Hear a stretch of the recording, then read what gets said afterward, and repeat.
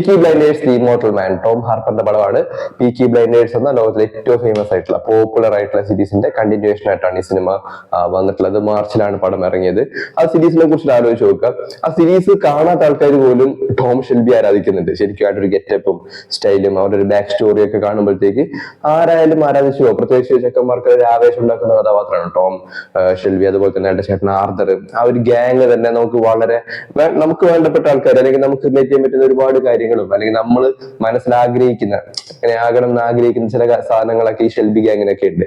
ആ ഒരു ഹൈപ്പിനോട് അല്ലെങ്കിൽ ആ ഒരു പോപ്പുലാരിറ്റിയോട്, നമ്മുടെയൊക്കെ ഒരു ആരാധനയോട് ചേരാത്ത ഒരു എൻഡിങ് ആയി പോയി എന്നാണ് എനിക്ക് തോന്നിയിട്ടുള്ളത്. ഞാൻ ഉദ്ദേശിക്കുന്ന രീതിയിലൊന്നുമല്ല സിനിമ പോയിട്ടുള്ളത്. അതായത് നമ്മളങ്ങനെ ഉദ്ദേശിക്കുന്ന രീതിയിൽ സിനിമ പോകണമെന്നൊന്നുമില്ല. പക്ഷെ എന്നാലും ആ ഒരു കഥാപാത്രത്തിനോടും ആ സിറ്റുവേഷനോടും അയാളുടെ ബാക്ക് സ്റ്റോറിയോടൊന്നും ഒട്ടും യോജിക്കാത്ത രീതിയിൽ സിനിമ അവസാനിച്ചു എന്നാണ് എനിക്ക് പേഴ്സണലി തോന്നിയത്. ചിലപ്പോൾ നമുക്ക് ആ ക്യാരക്ടറിനെ ഭയങ്കര ഇഷ്ടപ്പെട്ടതുകൊണ്ടായിരിക്കും. സിനിമയിൽ അധികവും ഇയാള് വളരെ ഏജ് ഒന്നാമത്തെ ഘടകമാണ്. അതായത് ആൾക്ക് പ്രായമായി, നടനല്ല ഈ കഥാപാത്രത്തിന് പ്രായമായി. പിന്നെ ഈ അവര് തിരിച്ചു വരുന്നതും, പിന്നെ സീരീസിൽ പറയാൻ ബാക്കി വെച്ചിട്ടുള്ള പല കാര്യങ്ങളും ഈ സിനിമയിൽ പറയുന്നുണ്ട്. അപ്പോ സീരീസ് കാണാത്ത ആൾക്കാരുണ്ടെങ്കിൽ അത് സ്പോയിലർ ആയി പോകും, ഞാൻ അത് പറയുന്നില്ല. പക്ഷെ എനിക്ക് ഈ ഷെൽബി ഗ്യാങ്ങിനോട് തോന്നുന്ന താല്പര്യം അവരുടെ ബാക്ക് സ്റ്റോറി കണ്ടിട്ടാണ്. ശരിക്കും പറഞ്ഞാല് വളരെ ഇൻട്രസ്റ്റിംഗ് ആയിട്ടൊരു ബാക്ക് സ്റ്റോറിയാണ് ഈ ഷെൽബി ഗ്യാങ്ങിന്റെ. ഇപ്പോ ഷെൽബികൾ എന്തുകൊണ്ട് ഇങ്ങനെയായി, അവരുടെ കുട്ടിക്കാലത്ത് അവർക്ക് ഉണ്ടായിട്ടുള്ള പ്രശ്നങ്ങള്, അവരുടെ അച്ഛന്റെ കഥാപാത്രം, അതായത് ഷെൽബിയുടെ അച്ഛൻ എന്ന് പറയുന്നത് വളരെ റെസ്പോൺസിബിൾ ആയിട്ടുള്ള ഒരു ടൈപ്പ് മനുഷ്യനായിരുന്നു. 5 കുട്ടികള്, അവരുടെ അമ്മ ഡിപ്രഷൻ വന്ന് മരിച്ചു പോകുന്നതും, പിന്നെ ഈ കുട്ടികൾ വളരെ കഷ്ടപ്പെട്ട് അവരുടെ ചെറുപ്പകാലം തള്ളി നീക്കുന്നു. പിന്നെ അതിനുശേഷം ആർത്തറും ടോമും മിലിറ്ററിയിൽ ചേരുന്നു. ആ ഒരു സമയത്ത് അങ്ങനെയാണല്ലോ, അതായത് ഒരു 18 വയസ്സൊക്കെ ആകുന്ന സമയത്ത് കുട്ടികൾ സ്വാഭാവികമായിട്ടും മിലിറ്ററിയിൽ ചേരും.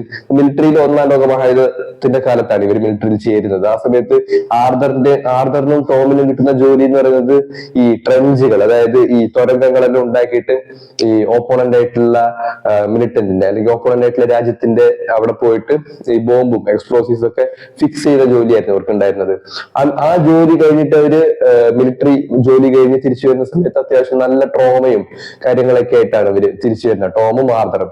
ഓൾറെഡി ഇവർക്ക് ചൈൽഡ്ഹുഡിൽ അത്യാവശ്യം നല്ലോണം അനുഭവിച്ചിട്ടുണ്ട്. ഇതിന്റെ കൂടി ഈ ജോലി സംബന്ധമായിട്ടുള്ള ട്രോമയും കൂടി ആകുന്ന സമയത്ത് ഇവരുടെ ക്യാരക്ടറിൽ തന്നെ ഒരുപാട് വ്യത്യാസങ്ങളും കാര്യങ്ങളൊക്കെ കയറി വരുന്നുണ്ട്. അത് ശരിക്കും ഒരുപാട് റിലേറ്റബിൾ ആണ്. കാരണം അതായത് യുദ്ധമൊന്നും ഫേസ് ചെയ്യുന്നില്ല എങ്കിൽ പോലും നമ്മുടെ എല്ലാ ചൈൽഡ്ഹുഡും അത്ര അടിപൊളിയായിട്ടുള്ള ചൈൽഡ്ഹുഡ് ഒന്നും അല്ല. ഓൾമോസ്റ്റ് എല്ലാ ഈ മിഡിൽ ക്ലാസ് ബോയ്സിന്റെ കാര്യം എടുത്തു കഴിഞ്ഞാലും അത്യാവശ്യം പ്രശ്നങ്ങളും കാര്യങ്ങളൊക്കെ ഉണ്ടാവും.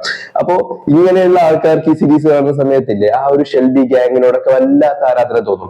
അതിനുശേഷം ആ ഒരു ടീമിലുണ്ടാകുന്ന വ്യത്യാസം ഒന്ന് ആലോചിച്ച് നോക്കാം. ആർദർ എന്ന് വെച്ചാൽ ഇയാൾ ഓൾറെഡി സ്ട്രെസ്സിലാണ്. അതായത് ആ ഫാമിലിയിലെ ഏറ്റവും മൂത്ത ആളാണ് ആർദർ എന്ന് പറയുന്നത്. സോ ആ ഒരു സ്ട്രെസ് മൊത്തം ഇയാൾ തീർക്കുന്നത് ഇയാളുടെ ഈ മസിൽ പവർ വെച്ചിട്ടാണ്. അതായത് എന്ത് പറഞ്ഞാലും ഒന്ന് പറഞ്ഞ് രണ്ടാമത്തിന് അടിക്കുക എന്നുള്ളതാണ് ആർദർ ഷെൽബിയുടെ ഒരു രീതി എന്ന് പറയുന്നത്. അപ്പൊ ടോമിനെ എടുത്ത് നോക്കിക്കഴിഞ്ഞാല് തോമസ് ഷെൽബി എന്ന് പറയുന്നത് വളരെ ഇന്റലിജന്റ് ആയിട്ടുള്ള ഒരാളാണ്. അതായത് അയാൾക്ക് അറിയാം അയാളുടെ ചൈൽഡ്ഹുഡ് ഓൾമോസ്റ്റ് പൊളിഞ്ഞു പാളീസായി. അതിനുശേഷം അയാൾ മിലിറ്ററിയിൽ പോയതിനു ശേഷം അവിടെ അത്യാവശ്യം നല്ല ട്രോമയും കാര്യങ്ങളൊക്കെ ഉണ്ട്. പക്ഷെ ഈ അനുഭവങ്ങളെല്ലാം ഇയാൾ വേറൊരു രീതിയിലാണ് ഇയാളുടെ പ്രാക്ടിക്കൽ ലൈഫിൽ ഉപയോഗിക്കുന്നത്. അതായത് ആർദറിന് മസിൽ പവർ ഉണ്ട്, ആർദറിന് നല്ല അഗ്രഷൻ ഉണ്ട്. സോ ആർദറിനെ എങ്ങനെ ഉപയോഗിക്കണം എന്ന് ടോമിന് നന്നായിട്ട് അറിയാം. നമ്മളെപ്പോഴും ഈ ടോം ഷെൽബിയെ ആരാധിക്കുന്ന സമയത്ത് നമ്മൾ ഒരിക്കലും ഈ ആർദറിനെ മറന്നു പോകാൻ വേണ്ടി പാടില്ല. കാരണം ആർദർ ഇല്ല എങ്കിൽ ശരിക്കും ടോം ഇല്ല. ടോം ഷെൽബി പല കാര്യങ്ങളും നേടിയെടുക്കുന്നത് ആർദറിൽ കൂടിയാണ്. കാരണം ആർദറിനെ എങ്ങനെ യൂസ് ചെയ്യണമെന്ന് ടോമിന് നന്നായിട്ട് അറിയാം.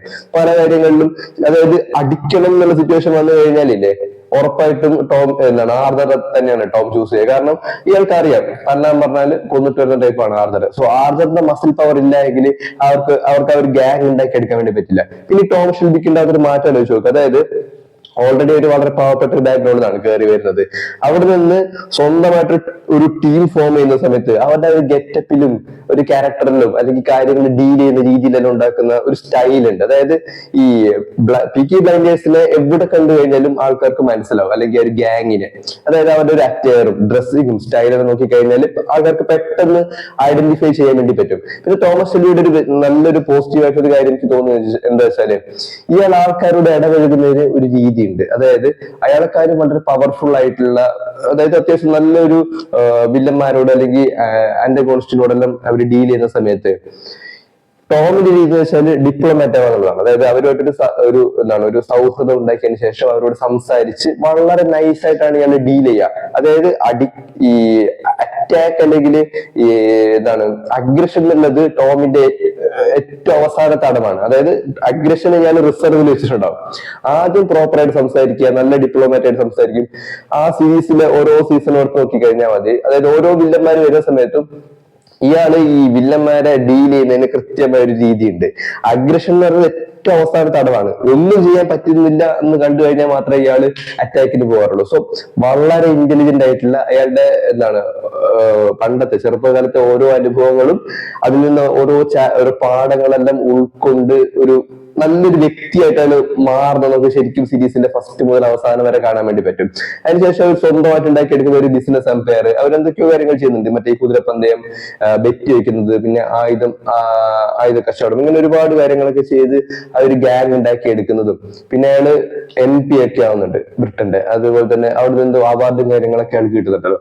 സോ ആ ഒരു ട്രാൻസ്ഫോർമേഷൻ ഒക്കെ ഏതൊരു ചെറുപ്പക്കാരനും കണ്ടിട്ട് നമ്മളും എന്താണ് വളരെ മോശം സിറ്റുവേഷനിൽ നിന്ന് ഒരു ഉയർച്ച ആഗ്രഹിക്കുന്ന ആൾക്കാരാണല്ലോ. സോ എന്നെ പേഴ്സണലി ഒരുപാട് സ്വാധീനിച്ചിട്ടുള്ള ഒരു കഥാപാത്രമാണ് ടോം ഷെൽബി. സോ അങ്ങനെ ഒരു ടോം ഷെൽബിക്ക് ഇങ്ങനെ ഒരു എൻഡിങ് ഞാൻ പേഴ്സണലി ആഗ്രഹിക്കുന്നില്ല. അപ്പൊ നമുക്ക് അതിനോട് എന്താണ് നമുക്ക് ഏറ്റവും വേണ്ടപ്പെട്ട ഒരാളുടെ ഒരു എൻഡിങ് ഇങ്ങനെ ആയിരിക്കരുത് എന്ന് ഒരു സാധനം ഉണ്ടാവുമല്ലോ. അത് സാറ്റിസ്ഫൈ ചെയ്യാനായിട്ട് ഈ സിനിമയ്ക്ക് പറ്റിയിട്ടില്ല.